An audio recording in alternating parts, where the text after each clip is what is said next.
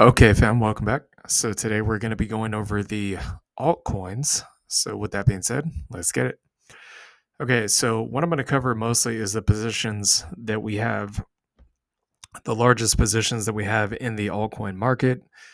Again, you guys probably wonder why we do not have any Bitcoin and why we have mostly altcoins. You guys got to understand something about position trading. Okay, when you want to position trade, you want to get ahead of the move. Okay. You're not looking to get in at the breakout of the move. You're looking to get in right around the time of accumulation, right? So I'm going to show you guys what I mean. All right, I'll give you guys a primary example here. So filecoin, this is actually the largest position we have. And again, everything, all eyes are on the meme coins, all eyes are on Bitcoin. That's to be expected around this time of the cycle. Like I told you guys plenty of times, Bitcoin will go to its all-time highs first, and then it will top out, and then it will consolidate sideways at the top somewhere. That's when altcoins will explode to the upside, okay, including Ethereum. But until then, Bitcoin is likely going to steal the spotlight, and memes will probably still go up, and everybody else will say, well, yeah, the rest of these cryptos are never going up. Grayscale trusts are never going up. And then all of a sudden they will. And then the world will be shocked, like, oh my God, they're actually going up. Oh, now I want to FOMO in when it's, already up 10x. That's how this, it's to our benefit. I'll put it to you like this: it's to our benefit that these people think this way. Okay, if you're in early, that's always a good thing, right? So we've been accumulating filecoin since pretty much right in these areas. Okay, so right here, we did get kind of a little at the top, but we've pulled our average down ever since then. I think our average as of right now is like $5.50 a token, which is not far from the bottom.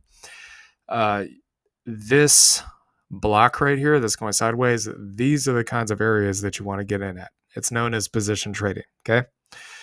Like I will give you another example, and I know this is not about stocks per se, but just to give you guys another good idea of what position trading would be.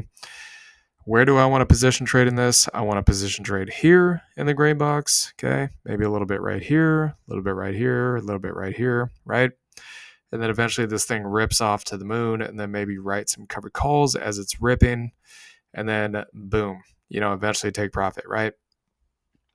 But the idea behind a position trade, which is essentially what hodlers, well, whales specifically, okay, whales are hodlers too, but what they do is they don't just hodl, they position trade. Okay, they like buy in here in this green box, sell in the red box, then they kind of sit on some stable coin or something or cash or whatever, get back in here in the green box and rinse and repeat, right? That's how these whales are able to grow their, like, say, Bitcoin, for example, from 1,000 or 10,000 Bitcoin into 100,000 Bitcoin. Okay. And you have some people that are kind of like forcing themselves into becoming whales, like Michael Saylor and BlackRock and these guys. Okay. They're kind of like force positioning themselves in there because they already have the money. But the problem with the new whales, like, no offense to Michael Saylor, okay, but with the new whales like Michael Saylor and BlackRock and all these other guys, yeah, they have a lot of experience, all that kind of stuff. They have the money, but they don't understand the value of positioning trading. I could be wrong about this, okay, but maybe they don't understand that, and maybe they also have not had the time and experience a lot of these whales do with position trading. Okay, I'll show you another example of what I mean. So CLSK, CleanSpark. Okay, so where do we want to be getting in on this particular position trade? You can see it was previous resistance here at this green zone, turn support. Trend line is kind of holding the price up, going over time, as you guys can see here since the bear market lows. Price has been holding up along those trend lines. We want to be buying here this green box. Okay, it's above the EMAs, above the zone, flip zone, gap got filled, all that jazz. Okay, indicators are bullish, golden cross. Bitcoins are going to all-time highs. The miners should theoretically go up because they are profitable. Now that Bitcoin's going up, it all lines up perfectly, right? But technically speaking, on these positions here, we want to get in as much as humanly possible in this green box in this particular instance, okay? So, and again, the Bitcoin miner is going to all-time highs. It could happen any time between, in my opinion, probably now and January. I think it's probably going to happen sooner rather than later because, again, we are in bullish seasonality. Okay. I don't give a damn what the Fed says. Okay. The Fed, they can screw themselves. I don't care. Okay. They say they're not going to cut rates. Listen, fam, I'm telling y'all right now, I'm pretty confident they're going to cut rates. I'm pretty confident they're not going to pause in December, okay? Because their jobs are on the line if they don't do what the Trump administration wants them to do, because every president has the right to replace the chairman of the Fed every time they get inaugurated if it is a new president, okay? Which in this case, we had Biden for 4 years. Now we're going to get Trump. So since the White House changes, the Fed can also change, okay? They know this. The Fed knows this. That's exactly why I think they're not going to pause in December. They're just talking down the markets, or I'm not going to say market manipulation, but they're just talking the markets down as a way to kind of, make sure the markets don't become too overpriced during bullish seasonality. Temporary setback, not worried about it, but we want to be buying here in this zone, okay? So the closer we get our price to this zone, the better off we would be. From the top of support to the top of resistance, it'd be a 72% move. From the top, or from the bottom of support to the top of resistance, about a 92% move. So 70 to 90%, somewhere in there. And of course, we are still buying CLSK. All right. So you can see it right here, 750 shares.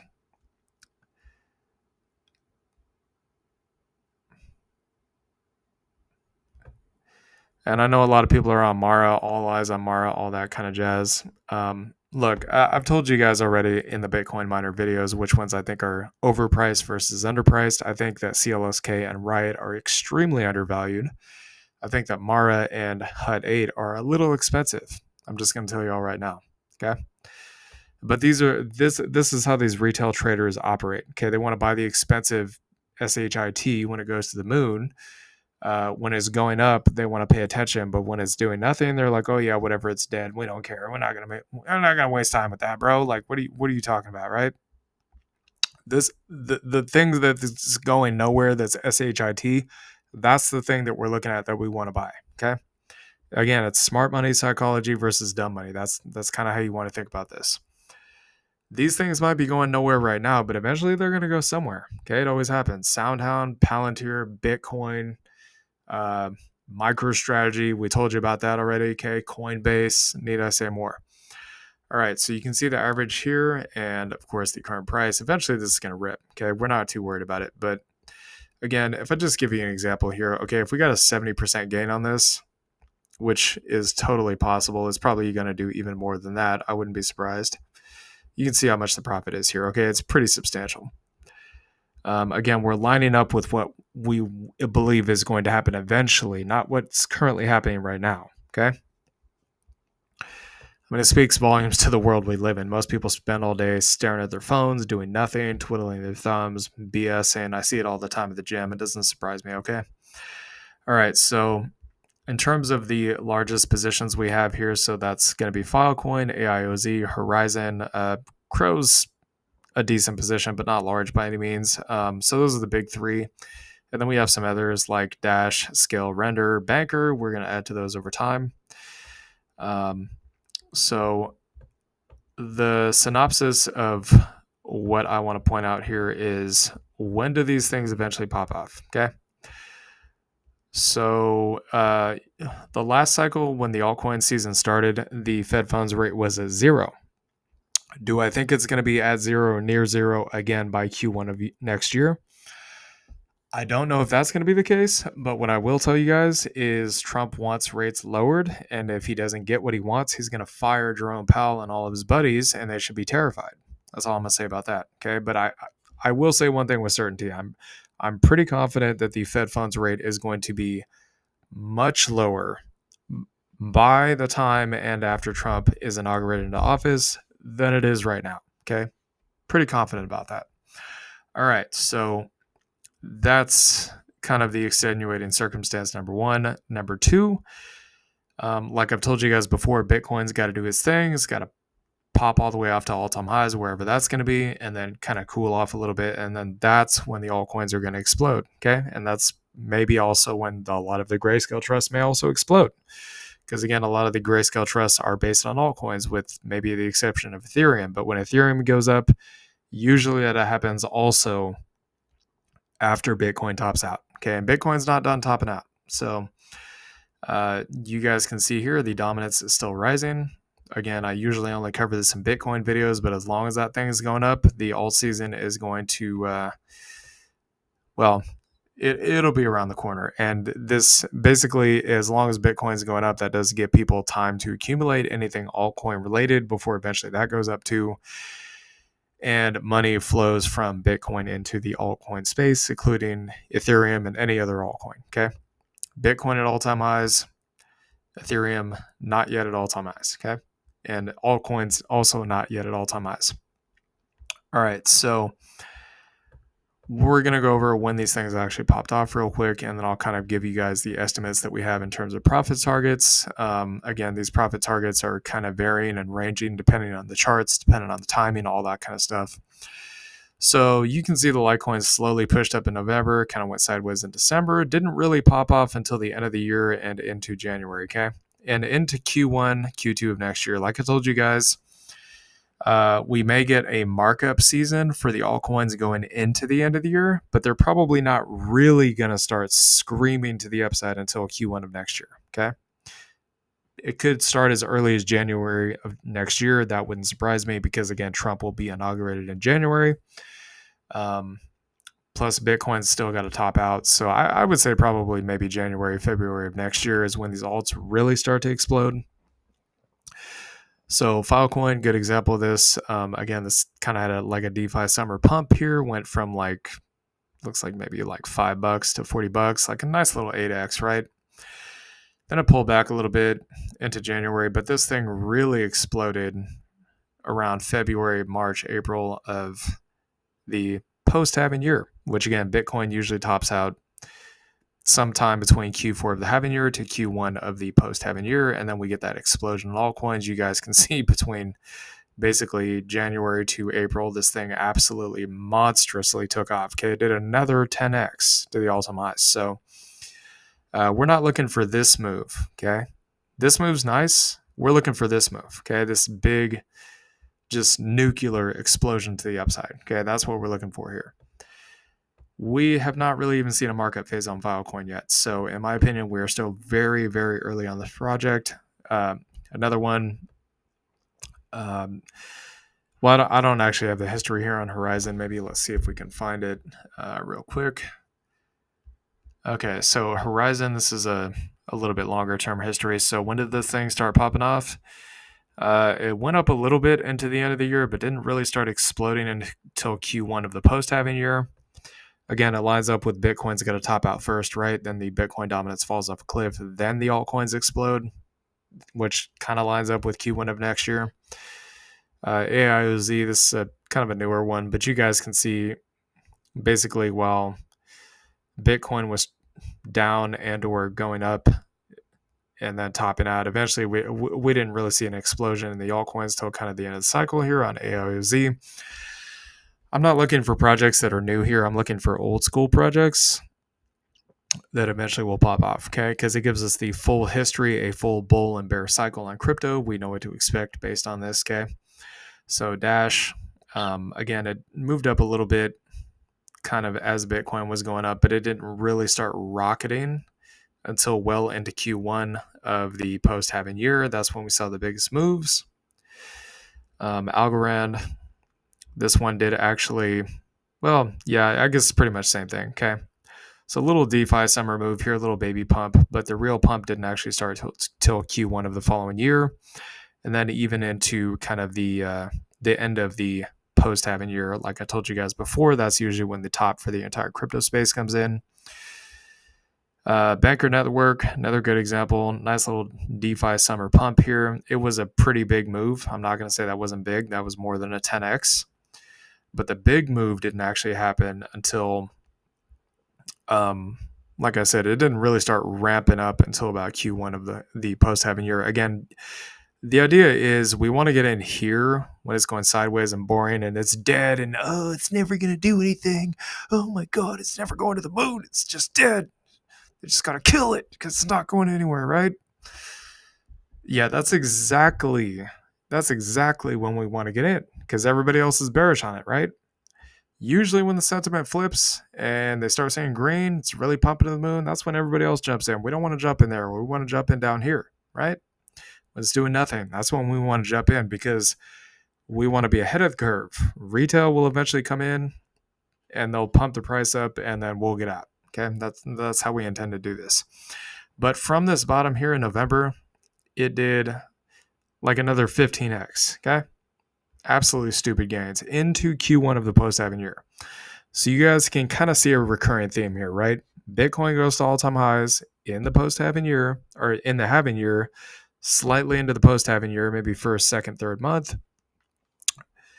And during that Q1 of the post-halving year, in this case, it would be Q1 2025, then the altcoins explode to the upside, okay? The things that are dead, that are going nowhere, that are doing nothing, yeah, those eventually explode to the upside and everybody's caught off guard. They're like, oh, what the hell?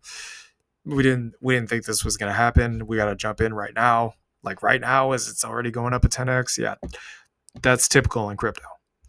All right, so again, we've seen all this before. It's not really all that much of a shock at this point. Eventually, these things will go up. That's why we still, even though it's dead and it's doing nothing and it's not exciting, that's why we still buy it, because eventually it will be exciting. And most people want to jump in when it's exciting. They want to talk about it when it's exciting. Nobody wants to talk about it when it's doing nothing, right? Nobody wants to invest in it when it's doing nothing. That's when we want to get in. All right, so in terms of filecoin here, so our average cost base is roughly about $5.50. We're kind of looking for about a 15 to a 20x. I don't think that's unrealistic. Again, the all-time high here is $240 from the previous cycle. Of 15x would be about $90. $90 is roughly about a third, maybe 40% of the all-time high. That's really that's not even. I'm pretty confident Filecoin is going to go higher than $90 in this cycle. Okay, I wouldn't be surprised. I think that's actually undershooting the potential here for Filecoin by saying a 15x, but realistically about a 15 to 20x. So somewhere in between 90 to $120. Again, that's still only half the previous all-time high. It's impossible to time the tops and the bottoms of these things, but DPIN is a very real thing, and Filecoin is a DPIN project that's going to be very bullish for the cycle, in my opinion. Horizen, I think our average cost on this one is like just under $10, so maybe like a 10x. Again, the previous all-time high here was $140, so a 10x would still put this thing roughly about, you guys can see here, about 70 to 80% of the all-time highs. A lot of these coins will go back up to their all-time highs, even if they don't succeed them. And again, Horizen, not really doing much of anything, okay? It's just kind of going sideways in between the zone. That's exactly when we want to get it. Okay, I'll show you guys some examples of why this is. Look, CRO did the same thing, went sideways. What is it doing now? It's absolutely exploding. Okay, Bitcoin went sideways. What did it do? It absolutely exploded. Maybe give you guys another example here of what happened when something went sideways and then it exploded eventually. ICP went sideways, boom, exploded, right? Let's take a look at a meme coin, for example. Meme coins are popular, right? Went sideways, boom, exploded. Went sideways, boom, exploded. Another example that just recently popped off, which even caught me by surprise, is this one, XTZ, Tezos. What happened? Went sideways back here, boom, exploded. Went sideways, what is it doing right now? It's exploding. We don't want to be in when it's exploding. We want to be in when it's dead and doing nothing. And oh God, it's going nowhere. I can't believe it's not moving. Oh my God, what am I going to do? Yeah, that's when we want to be in, okay? When it's exploding, that's when we want to be taking a look at possibly taking some profits, all right? So yeah, Filecoin roughly about a 20x or 15 to 20x at least. Horizen maybe like an 8 to 10x. AIOZ, I'd say this one probably roughly about a 5x. Because it's already moved up so much from the bottom here at roughly about, I think, like a penny all the way up to $1.04. The local Fibonacci retracement levels say that this thing could go as high as 3.25.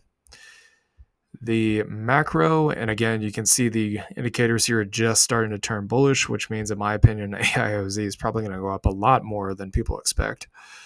It is an AI project too, which also adds to the bullishness. But the macro Fibonacci retracement here says $5 from our average cost basis. A 5x would be roughly about in line with 2.618 on the macro. So we're still going to add to these positions. We have no intention of stopping the buying until eventually it explodes. So if I just give you guys a rundown of what the profits could look like here, we'll just take a look at filecoin. Say we get the 20x, that's what that would be. Horizen, we get the 10x, so it'd be 10x times the current value of the position. That's what that would be. AIOZ, about a 5x. That's what that would be. So, and we'll just keep adding to these until eventually they do squeeze. They are going to squeeze at some point. Okay, it's going to happen. It always happens every cycle. People say, oh, Bitcoin's the new shiny gem. Well, eventually the new shiny gem is going to be altcoins. It's just not that way right now, but eventually it will be. Same thing with the Bitcoin miners that we told you about, CLS, Scan, Riot. Okay. All right. So I hope you all enjoyed this content. Please like, comment, and subscribe, and I'll see y'all later. Peace.